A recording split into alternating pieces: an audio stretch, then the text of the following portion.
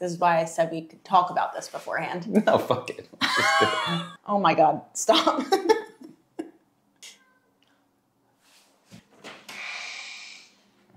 Come on in.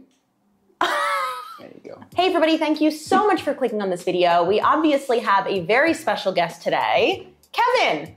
Hi.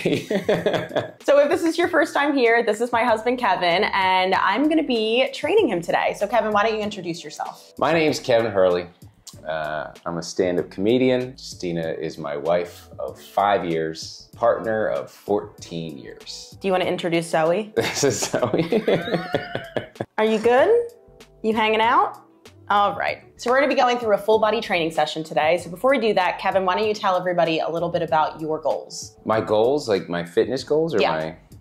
No, your career goals. My career goals. I want to be the very best, like no one ever was. I know, I feel like my fitness goals have always been, I mean, when I was younger, my fitness goals were always to be ripped. But now that I'm old, my fitness goals are just to feel comfortable in my body. That's always been my fitness goals. And let's say like a genie came in, you got one wish and your wish was granted of being comfortable in your body. Tell me more about what that looks or feels like. I feel like realistically, it'd be like Henry Cavill, right? But not like... The Witcher? Yeah, but not when he got that big. I'm just talking like normal Superman. Oh, he was Superman? You want to be Superman? No, just like not like ridiculous, but just like a normal Superman type. No, my fitness goals are just to feel comfortable. So a goal weight to feel comfortable in what I want, to be on stage and feel comfortable, feel like my belly's not hanging out, you know, because I have a beer gut dad belly. I recently just lost 31 pounds. But you know, the gut is always the last to go for me specifically. Mm-hmm. And really, I just want to feel comfortable in my body. It's not a physical look. I love that goal. Do you have any injuries right now that kind of concern you about training? All of them. Tell me about them. Just the body, you know, like my whole... the body in general. I have a shoulder issue still. It's not in the front anymore. It's kind of on the side. I went to physical therapy for that too. It's about my rib cage not moving enough, so I try to do a lot of breathing exercise to get that fixed out. Also, again, I tend to go heavy on exercises that I like. So for a while, then I got really into bench pressing because I really enjoyed that. And then that, you know, kind of messed up my shoulder because I wasn't also doing just like tricep or like back things. Mm-hmm. So now it's getting better, but that is still frustrating me. My right knee, I started doing a lot of weight on my squats because I have nice chicken legs. There you go. But as I started doing that, I started to feel a lot of tension right here in my knee. Not while I'm working out, but it's always like the morning after that my knee really starts bothering me. My left wrist bothers me, so sometimes when I do things in classes, I'll bring just a wrist guard to help me. Mm-hmm. Okay, let's go back to the knee really quickly. So squats irritated the next day. How about with lunges? Yeah, you know what?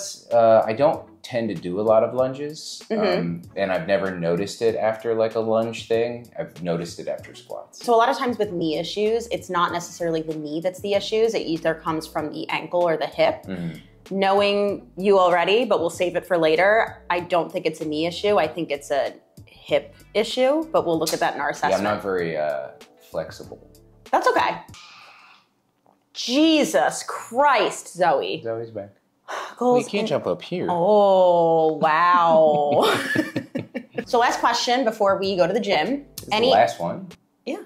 There's the three questions. Yeah, do you have more to say? No. This is a two-part question. Any exercises that you love or maybe just things that you want to get better at? I don't know.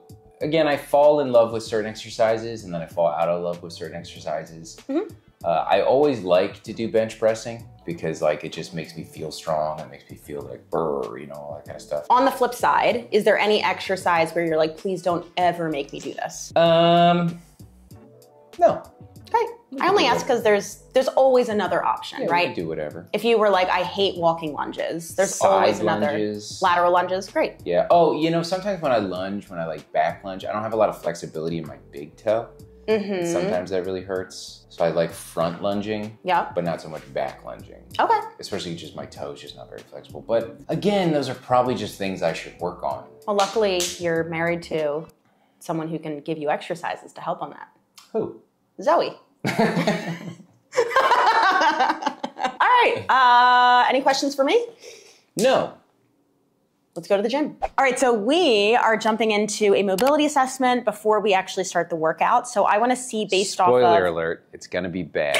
So basically, I want to see based off of the idea of a workout I have in mind with different hip and knee dominant movements and upper body exercises. We just want to make sure that Kevin's major joints are ready for those movements. So the first thing we're going to look at are the scapula or the shoulder blades. So Kevin, what you're going to do, I'm going to show you the assessment once, then I'm going to have you repeat it, and I might have you stand a few different directions, do it a few different times, okay? All we're going to do to start is reach forward and back. So just forward and back, arms stay straight. You're trying to move your shoulder blades back and forth. All right, so arms reach out in front, fists face each other. We're gonna reach forward. Without bending your elbows, pull back. Good, 2 more times, reaching forward and back. So what we're looking for here is protraction forward, and retraction back. That looks awesome. Let's look at elevation. So shoulders up by the ears. Good, and down. Try not to move anything else. Up by the ears and down. 1 more time, up by the ears and down. Beautiful. Any pinching, pain during any of those movements? No. Perfect. Let's do the shoulders. So shoulders are a weird joint because it's a ball and socket, meaning that we can move it in a lot of different directions. So Kevin, this one is going to be a little tricky. So I'm going to have you do it a few times. So 1 arm at a time, you're going to start by flipping your palm to the front. We'll reach across the body, bicep up by the ear. As we're here, we want to resist flaring the ribs and arching the low back. You'll turn the palm, reach it back behind you without twisting. We'll end at the bottom with the palm facing the side, and then we'll go back the way we came, much slower than I just did. So take a big inhale. On your exhale, flip your palm toward me. We're gonna reach across the body nice and slow, nothing else moves. That's perfect. We'll come up, arm next to the ear, hold at the top. Good, really pull your ribs down. Nice, flip the palm toward me. We'll reach it back, resist the twist, just as far as you can. That's it? That's fine. That's actually a pretty good amount of extension. At the bottom, palm faces me. Other way. Good. Hold here. Take a big inhale. Exhale, reach back as far as you can. Once you can't go anymore, flip your palm and start to redraw that circle. Good. I touched the wall. Because you're very tall. Good. Reach across the body, palm to the ceiling. And down. Yeah, really good. Any pinching or pain? No. Discomfort? Yeah. Where? The whole thing? No, it's just like when I was hitting my range of motion. Yeah. That's fine. That's it. Always good to know if you have any pinching or actual pain, just cut the circle shorter. No, it's just stretch more. Just stretching? Yeah. Great. And was that more when we were at the back? Yeah. Cool. Let's face the side. We'll do it 1 more time. Okay. So flip the palm to the front, reach across the body nice and slow. Palm to the ceiling. Good. Bicep by the ear. Hold at the top. Good. Really pull the ribs down, tuck the hips under. Good. Flip the palm toward me. Reach it back behind you as far as you can. Good. At the bottom, palm faces me. Nice. Take a big inhale. Exhale, reach straight back. Once you can't go anymore, flip the palm, cut that circle. Very nice. As you come across the body, palm to the ceiling. Perfect. So this is a good exercise for you in general, just to preserve the mobility you have. I don't really see any restrictions. I would say if anything, it's actually on this side, maybe a little bit less extension, which is interesting. But it also could just be the fact that this is your first time doing a shoulder car and it's a skill. We're gonna do the wrists. So wrists are weird because it is not a typical joint. It's just like a bunch of little bones that meet each other. So it can be kind of frustrating. So we're actually just gonna look at extension and flexion. What I'm gonna have you do is completely face the side, elbow tucked into your waist. Hi. And we're just gonna pull the fingers down from the wrist. And then you're gonna pull up as much as you can. We wanna resist moving at the elbow and resist curling those fingers. Good. I can't go up that high. That's okay. Take a few more cycles here. So coming down, freeze here, then your elbow a little more. Yeah, and up. Good, 2 more. There you go. That's pretty darn good. I feel like that's good. Yeah. No, your flexion's pretty good too. I feel like that's pretty bad. No, I've seen worse. I'm not as concerned about this position in terms of exercise. We don't spend a lot of time here. What I am gonna look for is this extension position, because if we think about it, planks, push-ups, anytime we're in this position, we want to make sure that we can at least have that passive range of motion. Is mine better than yours? I can't see better? that far. Who's better? I think mine. Essentially, the idea here is that we don't want to load someone's entire body weight on a range of motion that they can't even passively get into. So that looks great. I would say, if anything, both directions we're maybe missing like 5 degrees of full extension flexion. You're missing 5 degrees. There it is. It's not something I'm super concerned about. Let's do the other side for good measure, because each side can be different. Face the camera. Good. So pull the fingers down. Good. And up. Oh, that one's a little less. Connect your 4 fingers together. Leave the thumb out. And try not to move the elbow as you come down. So fingers to the floor. Good. A little less on this side. Yeah. There's the restriction. This is the wrist that bothers me. So this is the wrist that bothers Kevin. It's also his left wrist, and he's right-handed. So that makes sense. A lot of times we're going to have... Oh, yeah. Look at that. Yeah. So this is something I can give you an exercise for. Okay. We can improve that range of motion. I'm not going to do it. He's probably not. I'll do it. All right, so the next thing we're going to look at are the hips. I already know what I'm going to see here because I've done this on Kevin before, but let's share with everybody. I actually don't use hip cars as an assessment tool on people simply because they're really, really challenging to master. So I find that it's easier to break up rotation and then extension and flexion. What we're going to do is lie with our head toward the camera. One leg is long, one knee comes in, and I'm going to actually move this for you, but essentially what we're going to do is look at external rotation from the hip and then internal rotation from the hip. We can already see I'm very limited in internal. So it's better than me. We'll see. Let's have you lay on your back. All right, so this is external rotation. Any pinching or pain through this? No. Ooh, this is our internal. So I would say we have about 5 degrees, which isn't great. So like we talked about in our talk earlier, we learned that Kevin, on his right leg, he gets that knee pain. If I had to guess, especially because he said, you have a little more on the side, I'd say like 10 degrees. Really? Yeah. So a lot of times when I hear I have knee pain during squats, and if we see there's a lack of internal hip rotation, that is typically going to be the cause of that pain, whatever it manifests as in the knee. So essentially, as you're going into a squat, once you hit 90, your femur has to internally rotate in your hips. So what I was just testing right there was how internally rotated his femur can get.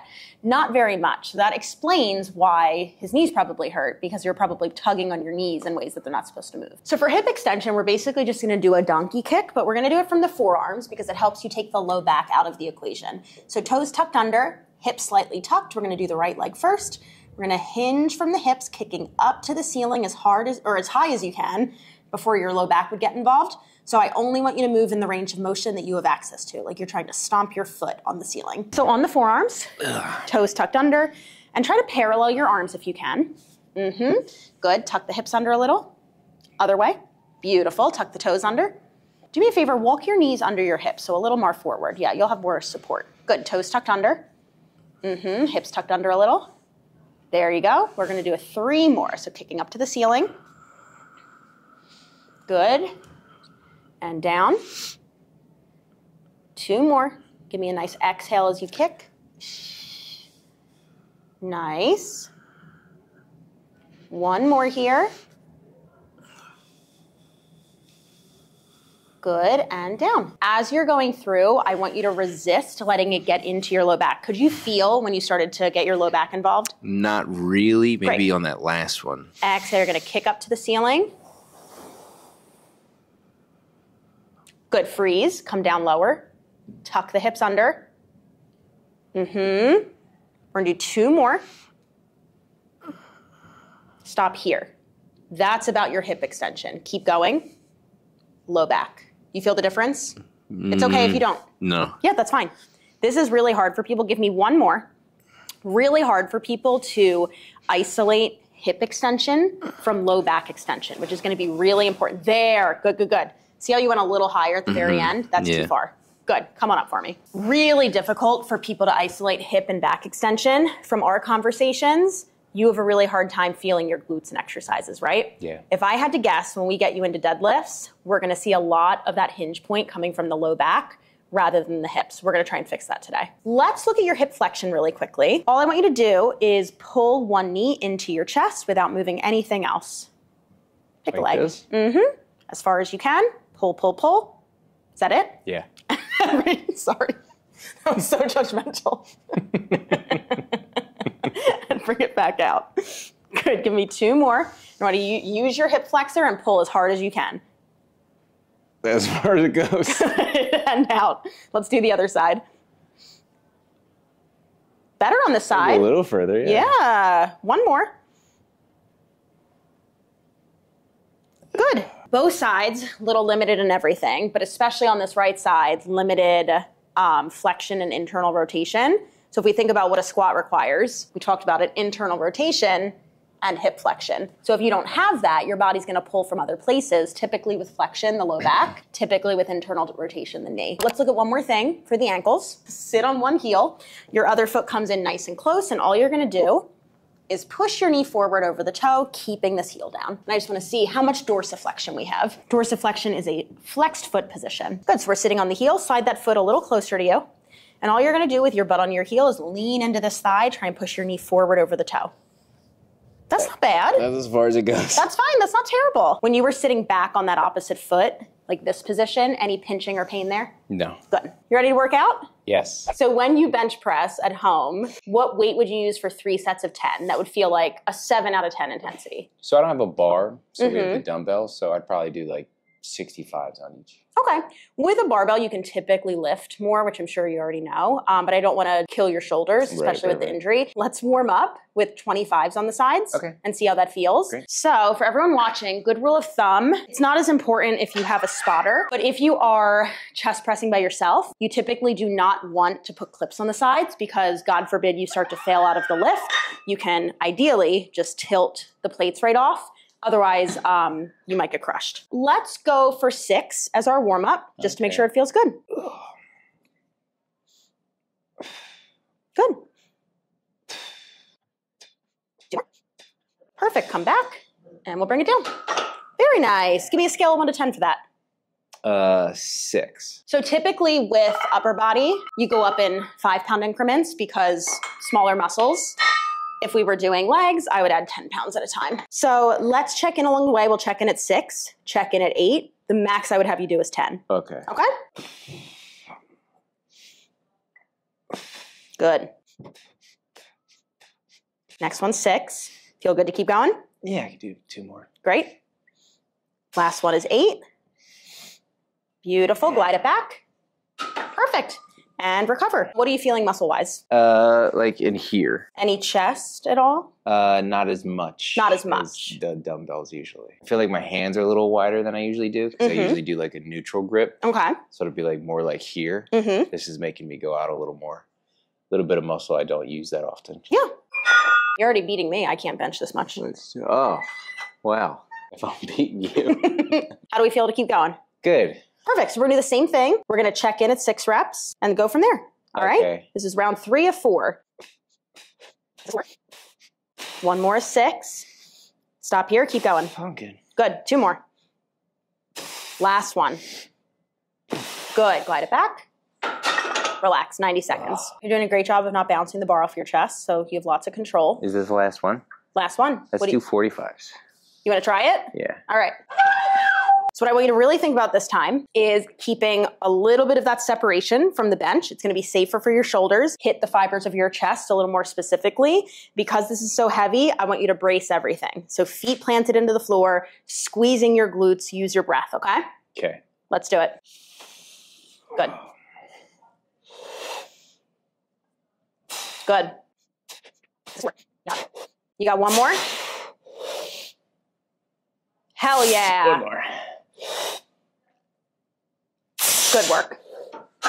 Nice. Okay, so we're gonna work in supersets. So that was our big exercise of the workout. I wouldn't typically do all of this in one workout, but just for the sake of like showing a lot of different options, we're gonna... And torturing me? A little bit of that too. So what we're gonna do is a lower body pull with an upper body push, and then we're gonna do a lower body push with an upper body pull. So basically hip dominant, knee dominant with pushing and pulling exercises. So we're gonna do a rear foot elevated single leg deadlift. This is a really great option for people who cannot feel their glutes. We're gonna step away from the wall. Your opposite foot is against it. I always like to set this up with knees together. We're just gonna take our hands on our hips, hinge it back like you're trying to touch your butt to the wall, soft bend in the knee, and we push back up. The reason why this is a really good one for people who can't feel their glutes, because you have the support of the wall to help you push into that standing leg and press back up. So we're gonna do right leg on the wall, left foot on the floor. You're gonna hold this in the right side. Okay. Bring your back foot down a little more. And as you hinge, I want you to push your right foot into the wall as hard as you can. Good. Take a little more bend in this knee as you come down. Yeah. So it's gonna give you a little more slack on your hamstrings so you can really send the hips back. Good, step forward. What are you feeling? Definitely in the side of my glute. Yeah, and that makes perfect sense for this exercise. Try to keep this weight to the side of you rather than in front. Yeah, 3 more. Push into that wall. Good, last one. Nice, and breathe. Who's bigger butt? Her. Who's bigger chest? Can you see that on camera? Probably. Am I doing it? No, you're just. We're gonna do a single arm overhead press. Okay. What would you typically overhead press with? 25? 25 pounds? Yeah. Would you prefer to use a dumbbell or a kettlebell? Dumbbell. Yeah. Keeping that neutral spine, we're gonna press all the way up, bicep by the ear, and we want a straight line from wrist down to the ankle, making sure that we're not in this arch back. So I'm gonna have you tuck your hips under or crush your can of Coke, bring it back down, okay? Okay. Are you impressed that I could press that? Yes, actually. Big exhale as you press. 2 more. Good, bring it down. How'd that feel? Scale of 1 to 10. Good. That was probably as far as I could do. As many as I could do. Great.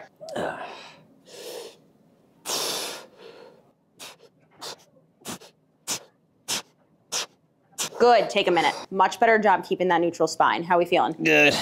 We're gonna do some walking lunges paired with an inverted row. I was debating between a few things before seeing Kevin's assessment. Reverse lunges I was gonna do, but he doesn't have a lot of big toe extension, so I don't want to irritate that more. The other option that I was thinking of was Bulgarians, because honestly, I just wanted to torch his glutes, but that's gonna require a lot of space in the hips, and he just doesn't have that right now. So we're gonna go for walking lunges instead. This is gonna be a good one for the end of the workout because we're gonna get the heart rate elevated, and Kevin even said earlier in the assessment that he prefers front lunges anyway. So we're gonna take our dumbbells, we're gonna start at the edge of our space, and we're gonna do 2 laps. So we're gonna come all the way across.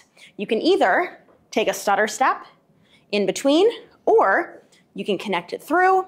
Honestly, it doesn't matter to me. We're gonna be looking to make sure that the chest stays nice and lifted and we're not caving down into that front leg. So we're gonna go all the way to the squat rack, all the way back to the wall. Weights? Yeah, you got it. Start at the wall. Oh, okay. So just this? Do I touch my knee? If you can. You don't have to though. And think of it like a pec. So try not to slam it down. You totally just cheated out of a full lunge. What did I do? You could have gone one more. That was not enough room. Yes, it was. It's not enough room. Everything's cracking. One more. See? You have room. No, I'm gonna hit this thing. All right, how many times I gotta do this? I was just gonna have you do one and back. Okay, good. That's it. Because we're gonna do it again. Drop the weights over there. I'm not usually mean to clients. It's just That's not true. Someone defend me in the comments. She's mean to clients. No, I'm not. Monica. So we're gonna pair that with an inverted row. This is a horizontal pulling position. So we're gonna get ourselves underneath the bar and we pull our face up and down. We're gonna use an overhand grip, nice wide position, going for 10. And this is gonna work your back. Let's do it. Yeah. So walk your feet out. So you're kind of in like an upside down tabletop. Yeah. Pull up and down. Good. Exhale as you pull.